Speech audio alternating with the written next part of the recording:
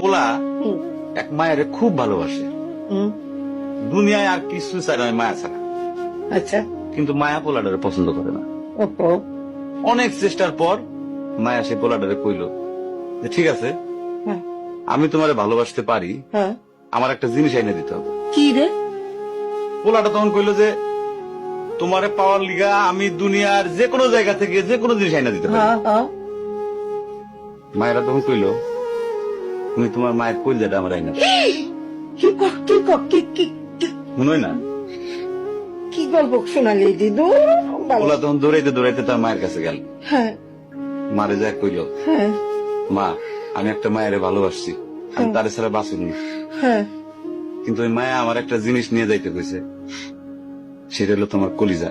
তুমি যদি তোমার কলিজাটা আমারে দাও, ওই মায়াটা কলিজাটা পাইলে আমার ভালোবাসবে। মা তখন কইল তুই আমার একমাত্র বুকের ধন, তোর সুখের জন্য আমি সবকিছু করতে পারবো। পরে মা বুকটা ফাইরা কলিজাটা বাইর করে পোলার হাতে দিল। আরে মা, পোলাটা কলিজাটা হাতে পাইয়া যে কি খুশি, মা দৌড়াইতেছে দৌড়াইতেছে দৌড়াইতেছে, দৌড়াইতে দৌড়াইতে হঠাৎ রাস্তার মধ্যে উষ্টা খাইয়া পড়ে গেছে। হাতের কলিজাটা হাতের থেকে ছুইটা রাস্তার মধ্যে পড়ছে। তখন মায়ের কলিজাটা কইতাছে ব্যথা পাইছো বাজান? কেন? কোন মায়া যদি এইরকম কয়, সেই মায়ের আমি, আমার মনে হয় জগতের সব মায়ে একরকম, মা আমি পারো না, মা আমি তোমার ছাড়া আমি থাকতে পারবো না, মা।